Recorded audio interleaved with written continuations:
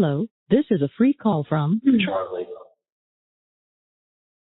An incarcerated individual at the Leon County Jail. This call is not private. It will be recorded and may be monitored. If you believe this should be a private call, please hang up and follow facility instructions to register this number as a private number. To accept this free call, press 1. To refuse this free call, thank you for using Securus. You may start the conversation now. Hey. Hey, I didn't know if you could hear me at the very end, but it went out. Yeah, no, sometimes the internet drops for like 2 minutes and I gotta start it back on. No, Brady, it's just the coincidences, the moment for the person showing up at the fucking crime scene. As Catwoman said, she just couldn't help herself. When you're sitting there, you're a postman, and you just look at the jury and you go, there's a lot of addresses in Tallahassee. The fact that she had to drive 10 miles to go in front of that house on that date on that time out of her way makes no sense to me. Like, you just start 10 points behind. Now you start off explaining. And then what does my mom say when the undercover comes up to her? This TV costs about $5. Dude, if he asked for $50,000, my mom would have said this car costs about $5. I know how much $50. I know how my mom costs. It's just 15 years ago, TV sets cost $3,000, $4,000, $5,000. You know, there's like a lot of things that just, a lot of coincidences, a lot of things that just did not. Did I get her TV or her divorce present and say it was cheaper than a hitman? Yep.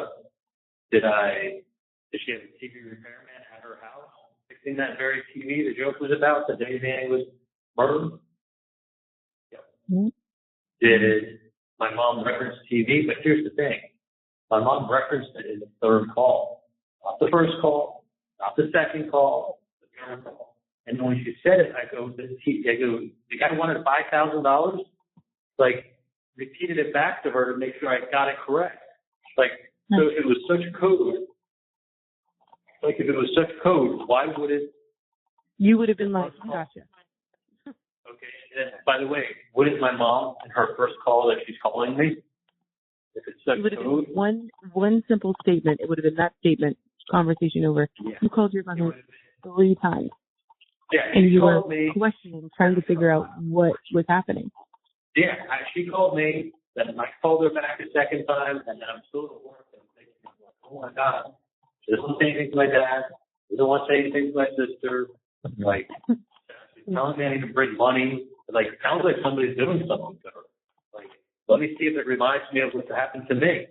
Like, I called her back, and I go, don't talk in the house, don't talk, on the apartment anywhere. I'm like, let me ask you a question. Was it black, white, Hispanic? I said, was the person wearing glasses? Was they nervous or angry?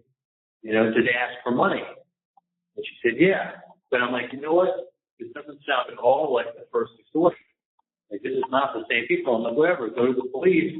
And then I'm like, wait, don't say anything to Dad. I'm like, let me ask you another question. Did they give you a time frame?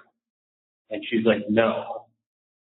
So I'm like, yeah, and that's when you were certain that, okay, this is not how it's done. That's not what happened. Yeah. And I'm like, did they give you These are not real gangsters, pretty much. Yeah, I'm like, no time frame. And she's like, it's clear what they asked for. I go, okay, what did they ask for? She's like, this TV is about $5. Boom, brought it back. If they would ask for $50,000, she would never have brought TV. She would have said, this car is about $50,000. So I'm like, they wanted $5,000? She goes, yeah. And they mentioned the ex-girlfriend. And I was like, at that point, I go, oh, okay, I'll come down tomorrow and look at it. That was it. That was it. So that was the third fucking call. So TV is such an important code word. It took the third call for her to bring up the TV. So you think she called me up on the first call and be like, hey, listen, can I ask you a question? I got a TV problem. Like, do you think you want to come over to my place and look at the TV tomorrow? Like, I think it'll probably cost about $5 or something. Yeah, it would have been a little bit, but yeah.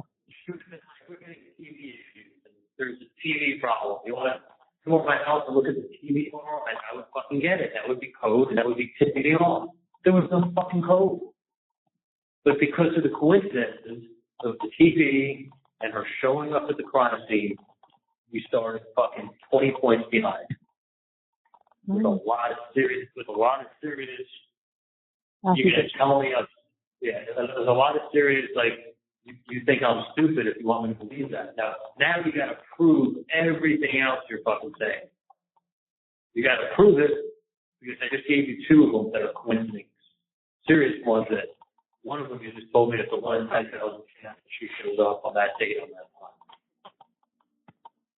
And like, that's what you started with.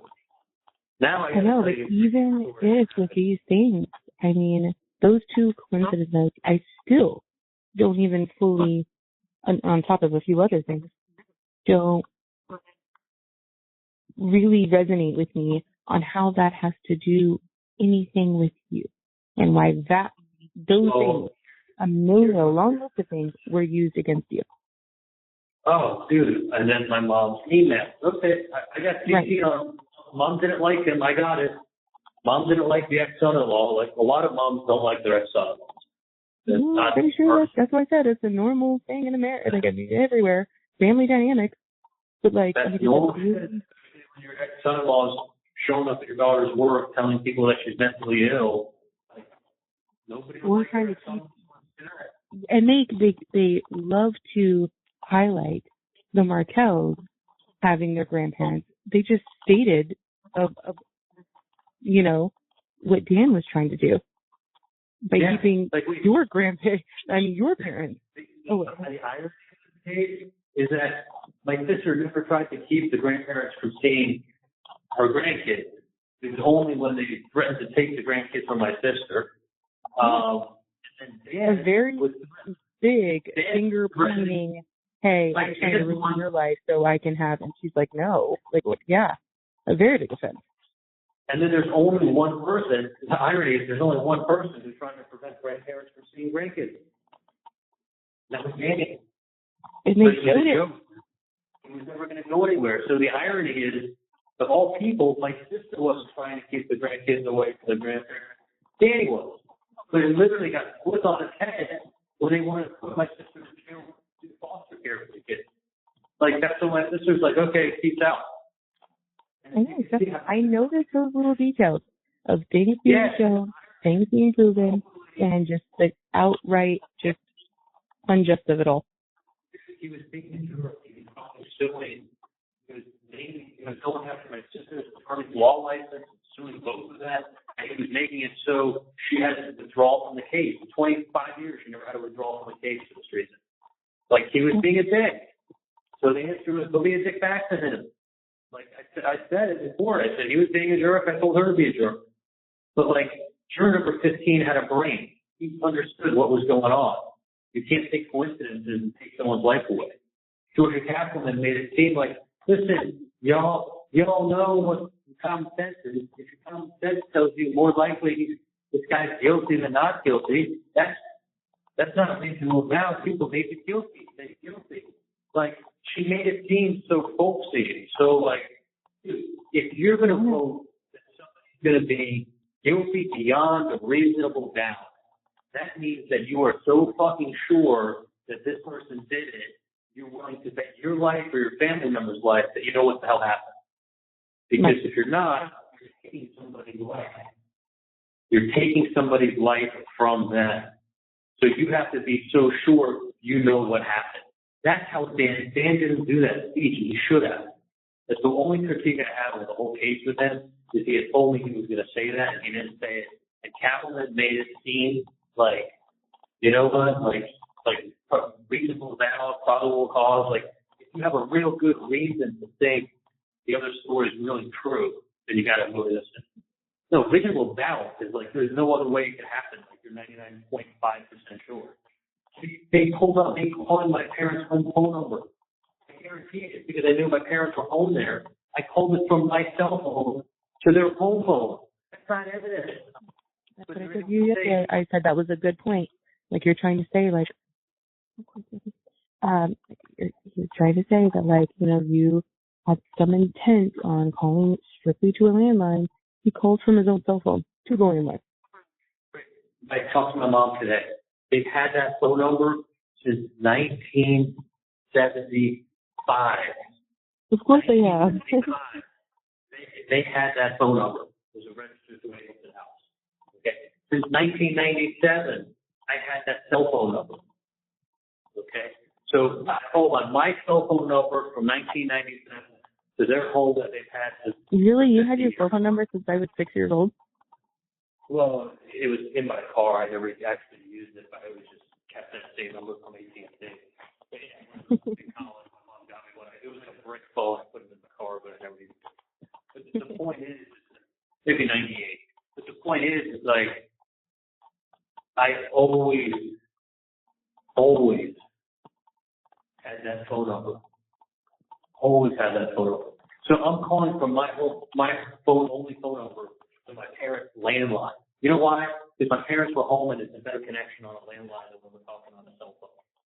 Right. A lot of the time. So the thing is, in 2014, my parents were there January, February, and half of March. They made up a chart that went from January 14th to December 31st to 16th. My parents sold the house in 15 and then moved out of it 2 and a half. Yeah, I know. I've been there. Hey, that's why there was only a couple calls in there. And I would only call them. I already knew they were at the house. Otherwise, they'd never call the house. But then you have a demonstrative to show the first trip, the second trip, and that's the only time I called my parents' landline. What the fuck would I be hiding? Calling the landline of my parents' house from my cell phone. There is nothing to be hiding. That goes to show you that you're putting up demonstratives of stuff that's supposed to show me. But these fucking morons, their landline, 99.8% of the time you never call enough. 2 trips up, and we got demonstrative, guys. Look at this. And they say it's just by chance. Yeah, it was fucking chance. Going up. This is chance. Look at everything with a fine-tooth comb. You're going to find out on these dates I called my parents on the phone. What would I be hiding? I'm calling them on my cell phone. I'm not calling them on WhatsApp. I'm not calling your phone to call their house. I'm calling on my cell phone to the house. No, nothing to hide. That's simple fact right there. But you weren't like, hey, you know what, give me a second. Let me call from my landline to your landline. Great. It's like I'm looking at the demonstrative to show the only time that Dan wears his red jacket is when he visits me in prison. And he's had that jacket for 10 years. And he wore it. Well, the only 4 times he's worn it is when he shows up in prison to wear it. How many days, you know, it's like he's owned that jacket for 10 years and he's only worn it 3 times, all 3 times when he shows up in prison. It's statistically significant, but it proves absolutely nothing. But here's the thing, now they have something else. You don't have DNA, where you could like say 1 in 6 billion chance that it was anyone other than you. Okay? No, you've got me calling my parents' home fucking phone number, and you make it demonstrative. You're making a point. You know what that point should have been for the jury? These people don't know what they're doing, and they're grabbing at every fucking straw, trying to make chicken salad out of shit. But they didn't see it like that. They saw another piece of evidence. And more text messages. And they're like, I'm ready to call the police. Like, they played that around, spun it around, like, just trying to tell her I need her help. I'm not setting her up. Like, but by saying that, I figure she gets the point. If I was working with the police, I wouldn't be bringing up the police. I'm not working with the police when we got warrants orders. I need your help. Like, Dan said the case came in better than he hoped. He told me if I testified and he gave me a score of 70%, he would have basically driving me home with a car if I scored 70 on his scale. I get done testifying, and he's like, you were flawless because I give you a 95%. I was about to say 90, yeah. He said, he showed me the text message, and someone, not to say who it was, sent him a text message that said, like, no Katie, but drop the mic. You guys just won the case. Yeah. I felt the same. Like, all these people blowing up the internet saying, like, holy shit, this guy's innocent. Okay? And I showed your mom proof of that. It was a huge change over the weekend. For 6 Black people in Tallahassee, they're very middle class, and That already had their minds up, apparently. and twice. Not apparently, very clearly. Was it twice? And then, like, this is what happened. So he was stripped down and put on this table, and they put a close-up photo of his face from the autopsy. And she left me. I can imagine how that was to see. And I have my computer screen in front of me because the prosecution has the computer screen in front of you, so it's like 2 feet by 1 feet in front of me. In front of the jurors, the screen is a 10 by 8 foot.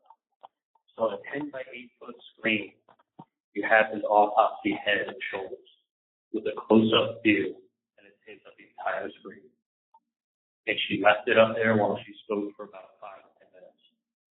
Then she went to more slides, and then you know what she did again before they She put it back up? just fucking destroyed it up there on the screen. Upsetting, sickening, what happened to him, and you're looking at it, and you want vengeance. Like that's not any.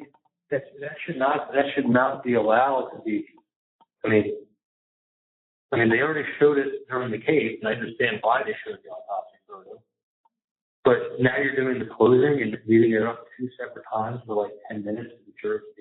They can't look away. You're staring right at it. Literally done it. Fresh blood everywhere. Like you see his neck. His face I could see from you and Dan. You guys couldn't even look at it. I mean, I can't imagine. And the thing is that the photo before they show him in his shirt and tie, like the law professor, then the next photo is that, which is what happened to him. You want to go after whoever they have in that courtroom. You're not going to walk out. Mm-hmm. Like she put together a Dateline special with autopsy photos and made you look at those photos for at least 10 minutes. And then look who got the And then million. connected with them and basically put out a whole spiel of your entire family hating these type of people. Yeah. Their type of people. My family's a bunch of fucking crazy lunatics writing emails, wanting to get Hitler Youth costumes as a kid. No, rich Jewish family, very successful family, and they just don't like your type of people. Y'all, come on. You should come and say. Coming from Miami, come up here on the little town on the way to civilization. There's just a stop along the way on the way back to civilization. That's what you do, Tallahassee. This was showing how the rich Jews in South Florida are crazy and they cause problems up here in Tallahassee. I mean, it was so twisted and so made for TV that somebody with a third grade mind, you get really manipulated. And that's what you have. It wasn't about evidence. I mean, what did they do? They brought in somebody who lied her ass off. I mean, she lied. She lied in the fucking first trial. She lied in the second trial. She lied in her first proffer. She lied in her second proffer. And then we caught her in lies coming in the courtroom in the courtroom when Dan was questioning her. Okay, so she basically brought in a lot of witnesses against me. And Luis Rivera said, yeah, she lied to me too.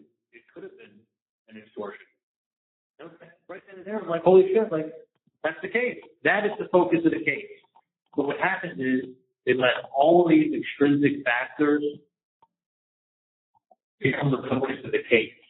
From TV set, to liquor bottle, to routes taken, to cell phone numbers dialed, to text messages to kissy face.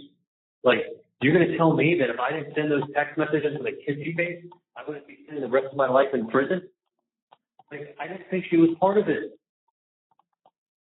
So why would I just not send her, like, you got to take the context of what it said and who's sending it.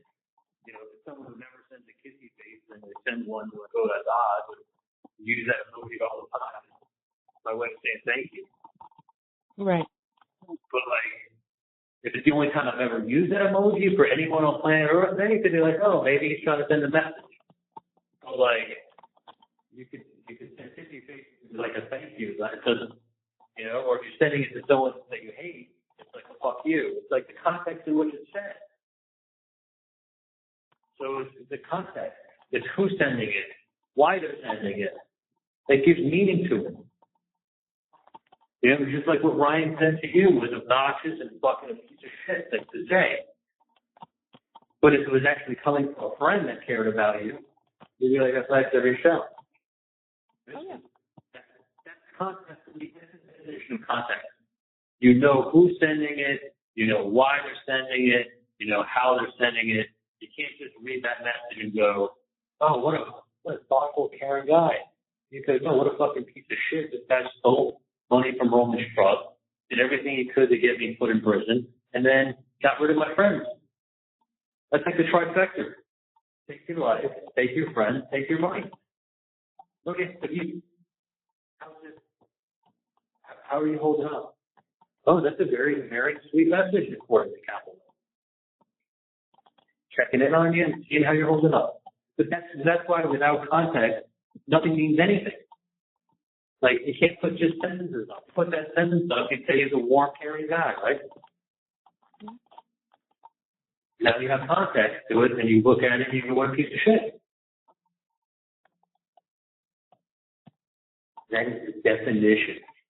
That is the fucking definition of context.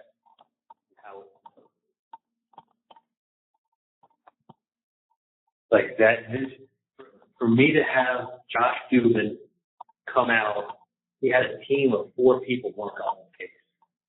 He had himself, this guy Renato, and these 2 other guys. Him and his 2 other guys came out to the jury selection. Renato has seen me in the prison probably 4 times.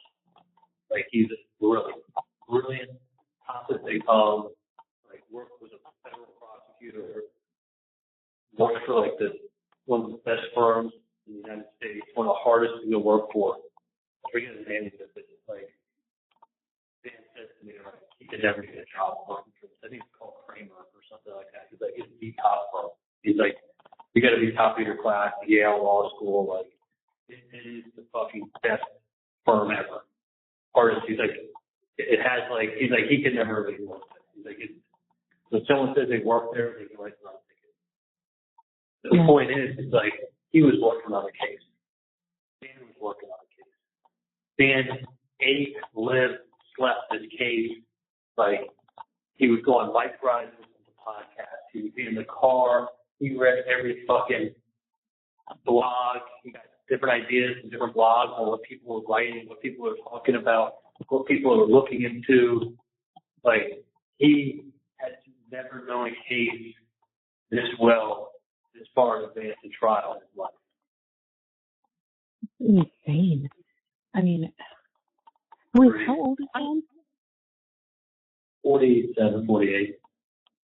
Oh, okay. So he looks, I mean, honestly, I can't get over the fact that the entire time, between you standing next to Dan and you standing next to the girl, Kate, the entire trial, you look like a basketball player. I know. Every camera standpoint, Charlie, it made you look like you were like 6'5", 6'6". Yeah, no, it's all perspective. I mean, Dan's probably 5'5".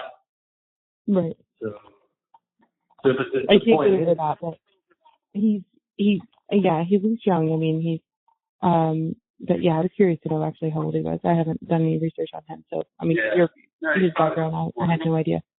But all I know is he did incredible, and I'm sure he is pissed because now I know his background. He's like, this is. By the way, Roman's asleep right now, but I'm sure he's like, this is bullshit. Great. Like I said, he never lost a case as a prosecutor. He knows the case, so he knows cases from the prosecutorial side. So you may think that was scripted with me and him. Do you know that none of that was scripted? He said, I'm just going to go up there and see how it's going and just go bit by bit. I'll bring you through certain stuff. I'm like, man, shit. He's like, I don't want you to know exactly what I'm going to do. I don't even know what I'm going to do. And I don't even want you to have the close questions that I plan on asking. I go, why? He goes, because if you get up there with me and you get an A, and then you go up there and then Catherine gets a shot at you, and you get a C with her. He goes, how's that going to look? It's going to look like I prep you. It'll look scripted. It'll look scripted. You knew the answers before I asked the questions, and you look like an A student, and then she gets up there and makes you look like a CB student. So he said, you have to be as good with me as you are with her, and you'll win. Because this whole case, this is what he said to me 100 times. Look, I can get you there, because this case is going to come down to you and how well you do across. And he goes, you'll be fine with me, you'll be fine with her. He goes, because I'm not going to tell you what I'm going to ask. You have to be ready to answer anything on this case. Anything. So I said, okay. So it worked, and I got good at, like, any possible, and, I mean, it was easy because I was telling the truth, but I didn't have to practice. And I was like, all right. I went up there. I did just as good with her, they said, as I did with them. She got frustrated. I was just sitting there and telling the truth. So people that have been her, like totally her biggest fans even said, wow, that was a huge disappointment. Oh, wow, I thought she was going to do better than that. Oh, wow, I thought she was going to have a aha moment. That didn't happen. And they're like, and then it goes on to your defense. Well, he's doing really good. Charlie was a better lawyer than Catherine, than Georgia. Actually, that was the exact comment. Sent a screenshot of that, sent that to your parents. I mean, I literally sent them like 12. And I didn't want to bombard them, obviously, but like there's a ton. And just, I mean, it was insane how you did change third perspective, meaningless, worthless, doesn't matter opinions, but how you changed that. And it all came down to those 12 people that had their mind up from the beginning. And that is what is unfortunate. And they said to me, how you testify is determine whether you walk out of there or not. And I approached it like that, and I believe that. I drank the Kool-Aid because before I said to myself, there is no way the Tallahassee jury with all this fucking nonsense that they're throwing around will ever set me free if I come to Tallahassee. They will convict me no matter what. And you know what? Josh Dubin Institute. You ever heard of Cordoza Law School? Cordoza? I've heard of Cordoza. Yeah. I've heard of it. I don't know. Yeah. Cordoza Law School is very prestigious. He has like an institute after Cordoza called the Dubin Research Institute, like for criminal justice. Like if you look up Josh Dubin, you'll see who he is. So he was the one actually questioning all these jurors. We put in a change of venue in the middle of the day because we're not going to get a fucking fair jury up here. We're not. And then the judge denied it. Kept going through it, but we're using our extras to get rid of the 911 operator's hand, the girl who's got a sheriff's officer boyfriend, and the one that's a professor at Florida State, and the lieutenant in the Miami Police Department. Like, it was like the couple good ones that would have been good for us, they used their exes on. We just used the ones on people that would have been horrible for us. But Dan even said, because the ones that we got, I really question how truthful they even were. Because, they weren't. They said they knew nothing about the case. Boom, you're going to get on. They're not going to sit there and say, they said, I'm aware of the case. Oh, yeah, I can, no, I'm not in a situation that I can, I can be swayed. I can be fair. I can be, I can absolutely. And then, no, these are people that literally sat there and said, you know what, my mind's already made up. There's no changing my mind. 2 or 3 of our jurors that we had to use X's on, they go, oh yeah, I listened to the podcast over my dead body and I saw Dateline also. Okay. So basically you knew very detailed information about this case. Yeah, how to get rid of you now. Yeah, exactly. But you said you could be fair, So you don't get struck for cause, but I think anybody who just said that they've seen the podcast, the 6-part, 6-hour series on my fucking case, cannot be fair. I shouldn't have to use my X on you. You should be eliminated now. Like, I'm using my X's on this shit, so it's not like I'm really not even getting any X's. And then you get your X's to cherry pick ones that you would look at, and then you know they would give me a fair shake. It would be a 10. Right. It would be a 10. It'd be normal-ass people. But those aren't real normal people. Those are few and far between. And those are the ones that they fucking get off the jury. They took care of them. How I have with people. Yeah, they knew who was going to give me a fair shot, and they got those people off. But the way this case came in, someone would have asked on Friday. He said to me, if someone could have said we would be where we are today on Friday, his answer knew he would be ecstatic.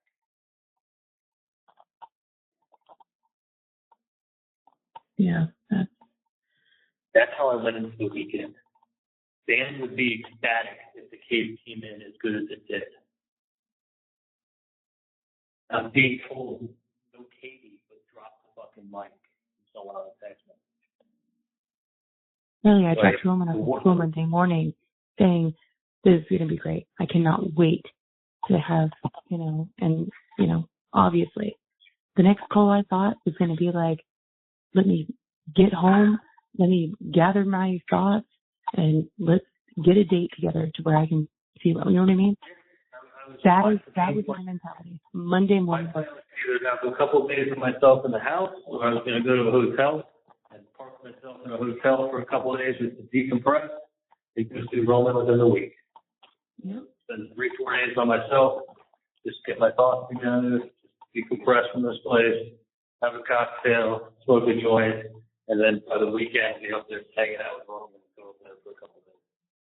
Like, and then we gather a plan or anything, whatever. It's like life just moves on. And it's literally like I went from like celebrating life to dying. The rug was pulled up under you. Where I'm sitting making trust for a moment. I'm sitting here making plans for selling my house, and like, what am I going to do with all my belongings? All my clothes. I don't need clothes anymore. I mean, I don't know. Put it in boxes. What do I do with all my photo albums? All my belongings, I'm done. I'm literally like, living in a concrete shell. And the thing is, like, I know I'm in a good book with people that all have life sentences, that have nothing to lose. They have to put me in protective custody. You have to do too high profile. Someone will kill me just to say they killed me. Like, they can't put me with regular people. I know. Like, it's so fucked up what just happened. And it's like, oh, you think he's guilty? Like, all the things you brought into the case that turned the tide, that set that jury off, was all this shit that had nothing to do with me. I mean, yes, there's some coincidences. And here, let me put it to you this way. If my sister knew it was going to happen, and that's why she showed up there, then you have to say he's definitely involved. If my sister showed up there that day because she couldn't help herself, and Kaplan was right, you just look at me and go, he's definitely involved. There's no way not. And that's basically what I think it came down to in their lives. Is they dumbed it down to some event that you go 1 in 10,000. There's no way she's showing up without having prior knowledge. That's his girlfriend. That's the connection. Like, I don't buy the story. Dumbed it down. And then you sit there and look at his autopsy photo and you want to kill somebody. Yeah. You want somebody to pay. Yeah. You think it was and that's the last thing you're looking at as you go back. And truthfully speaking, if I was a juror, which I would never be if I had any, just my mind set up, this would be, seeing that last photo and then having someone basically tell me like, yeah, this family looks completely down on people like you. Yeah. Pretty much what they said. They're thumbing their nose to you in Tallahassee while she's making her sweet getaway to Miami that she wrote about 6 years ago. They went back and they said, look, this person's going to pay. You're just, what does it say? It's a stop in the road on the way to civilization. That's who you are. I know what. with her progressive husband, their 2 kids, she's an immigration lawyer. Sounds really familiar. Just to stop on the map on her way to civilization. Where does Wendi go? In 48 hours of man being shot. Miami. Can I ask you a question? Yeah. Have you talked to the boys? My sister told me they took a bad. They almost sold their thing. They what? I'm sorry, I didn't hear.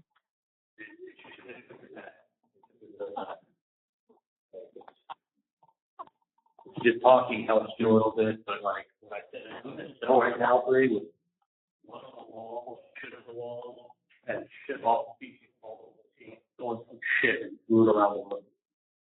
I know. Like, I just know those 2 boys love you very much, and I was curious. There's a fucking camera and a one-way mirror that you can't see through, and that's the door. I got a fucking camera. There's the lights on 24/7. I've been here since Wednesday night. I've been in the cell for 20 minutes in the last. It's Monday. The lights don't the bright as shit. It's fucking. They're like mental institution lights, I can imagine. We've got I got 2 bulbs in there that are long fluorescent bulbs in a room that's fucking 9 by 6 with a bed in the middle of the box. And a sink in the toilet with the floor has piss all over it. In a box. Since I got charged, since I got to do this fucking box. I'm like, dude, I'm fine. I'm not going to kill myself. But you're making me like, you're putting me in a bad place by sticking me like, I want to be where I can talk to people, move around, and just walk around and sit down at the table. No, it's like they put someone there to try to like make sure that they're not a certain way, but it's like what you're doing is making them probably want to be that person. Yeah. Yeah, I think some people get convicted of what I just got convicted of. A lot of people just say they're going to kill themselves. So like, oh. Yeah, well, what you're in right now probably does make you want to die yourself. I mean, honestly. Kind of a shock. Yeah, no, the forecast hits on it. There's literally blood all over the fucking wall. And there's shit on the ceiling. The tissues on the fucking ceiling. That's disgusting. Yeah.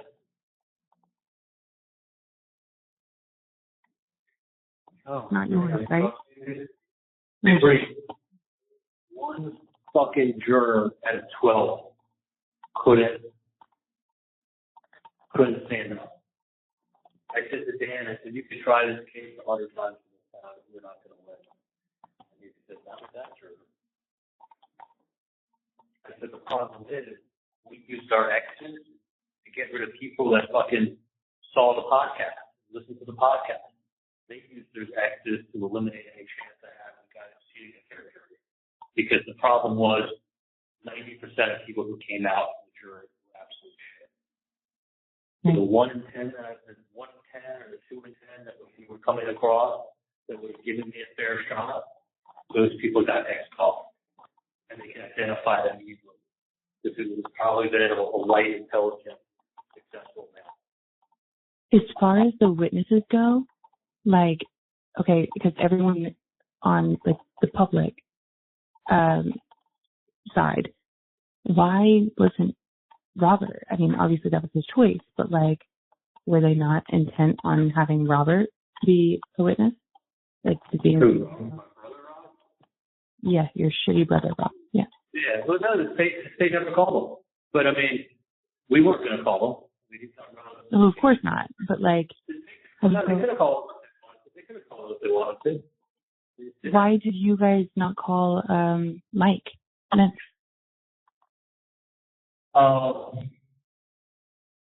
It was after the fact. It was after the ball, and they were gonna definitely have. You know, I'll talk about it. But there was strategic reasons behind it. Well, Dan handled everything perfectly, so obviously his decision on your part was up. But it's it's one of those things that you know, there were reasons, but this jury wasn't budging on anything. I mean, I bought security cameras 7 days after this all happened. Like, I spent $2,400 on security cameras a day. Here's the question. My mom was like, here, your mom 6 months earlier asked you about security cameras. I'm like, yeah, did you see me move to get it then? Oh yeah, John took me a picture that you got it. And he's like, this happened after what happened to him. Why, if he was in charge of things, in control, the person to handle all of this, and right. have this happen, why would they be getting security cameras? It's a very stupidity on a lot of people. Yeah. Yeah, because like, I mean, it's like the things that were obvious, like, I mean, dude, I was in a fight with Katie. I said that she was acting like a bitch. She took it as I was saying she was being a bitch. Like, there's text messages going back and forth fighting about it. You know, apologizing about it. Like, the more to go. Like, that's what was going on. It just not it was you like, in like a group with all of them planning something. I know. No. It's all just ridiculous. No, like, I got in a fight, so I called my sister to get her opinion, like I always do. Used to. Yeah. Yeah. Like, why would I not call my sister for a second? I was in the car for an hour and a half. I called her to get her opinion. No, that's the person who's then going to go check out the team. She couldn't help herself. Couldn't help herself. I mean, they fucking twisted a story around. They had jurors that fucking lied to get on there. I couldn't get a decent juror to be my juror. They all X'd them off. The 2 out of 10 that would have been a good juror for me, they used their X's on. They could identify them easily. Any successful white guy in his 40s or 50s was not getting on my jury. So they used their X's for that. I had to use my X's when someone said they listened to the podcast. If you listen to that podcast, you cannot sit on my fucking jury. No, you shouldn't have had to use your X for that. That's just given. Use my X. The fact that you listen to, you know, hours and hours of content about my case. How quote unquote horrible your family is. Yeah.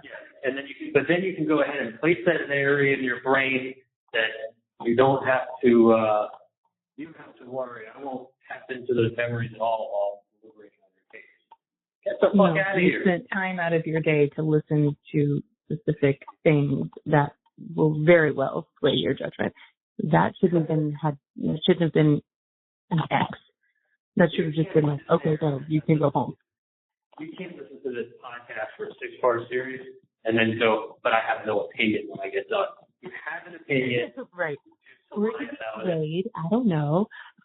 Yeah, I can listen to the judge, the rule of law. I'll listen to the judge's instructions. That's just entertainment. Okay, well, where in your brain are you placing that entertainment while you deliberate? Because it's in your brain, and you obviously remember it because you just told us about it. Tell us how you're going to place that. Where are you going to put that? It's some people where they're like, yeah, I guess I can't unthink memories, but. Okay, and that's fine. And that is normal. I mean, people coming up and saying, yes, I did listen to this, I did listen to this. And then the actual answer to that would be, okay, well, you're not going to be on this jury. Okay, great, go home. Yeah. And then there's people who got to use my X on you. Okay. And then, right, you have to use. The state targeted number 15. They made sure he wasn't going to be on my jury. I would have picked him all day. I was never going to ask him to leave my jury. I was very happy he was there. You know who made him leave? Georgia Kappelman.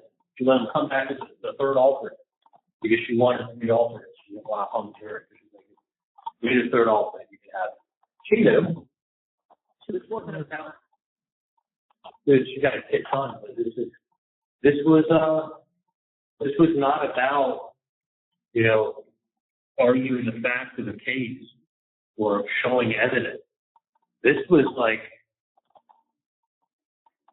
text messages, emails, coincidences, code words, like everything that has nothing to do with my fucking case. And what happens up here is exactly what I foresaw happening.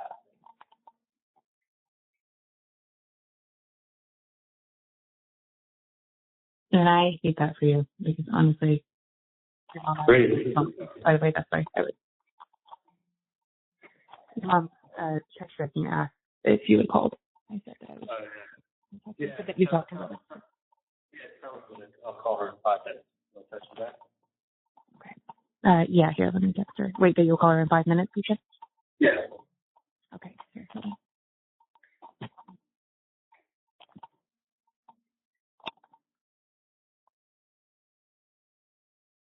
I'm going to call you in 5 minutes.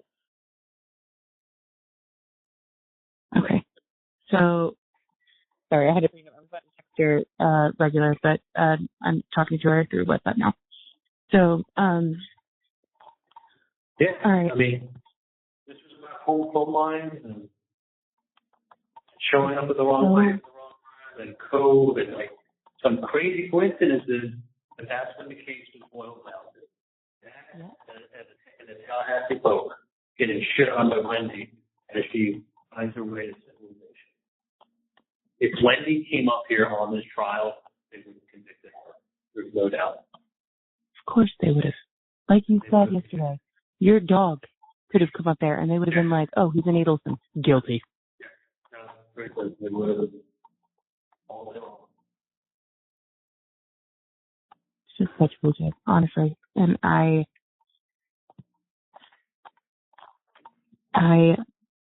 just want you to know that I'm just here. You call me whatever you need me to do, whatever you want me to do. Obviously, when it comes to Roman, your stance, you telling me, I mean, I don't really know how to word this, but I'm saying like any decision when it comes to him, you're always going to be a part of. You're always going to be, like there's nothing about Roman's life that is going to change without you being his father. Okay?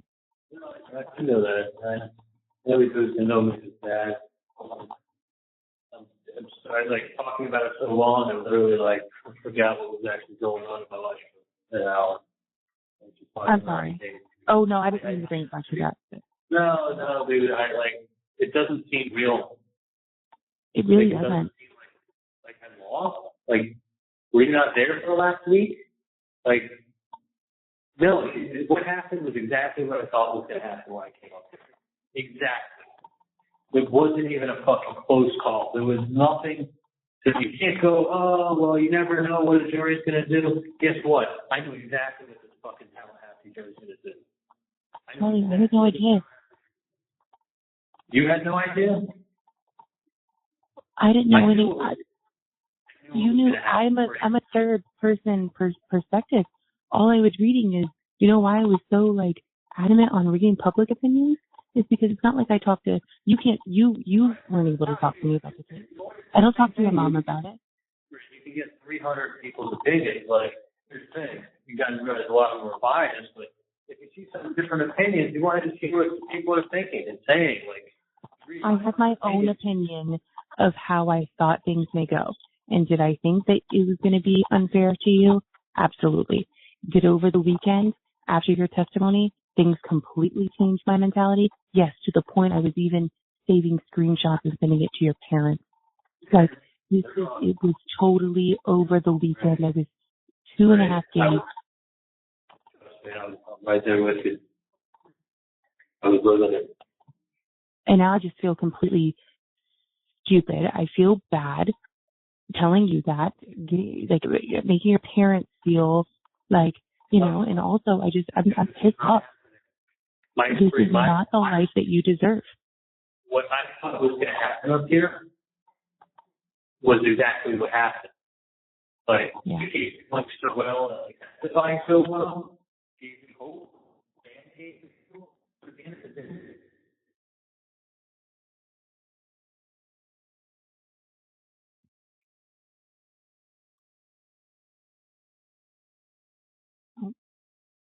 I can't hear you.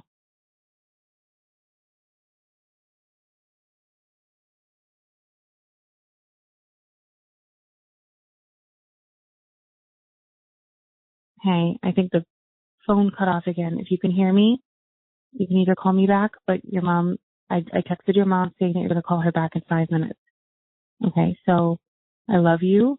If you can hear me, I love you very much. Okay, and call us tomorrow or call me back. Okay, if you can hear me. All right, I love you.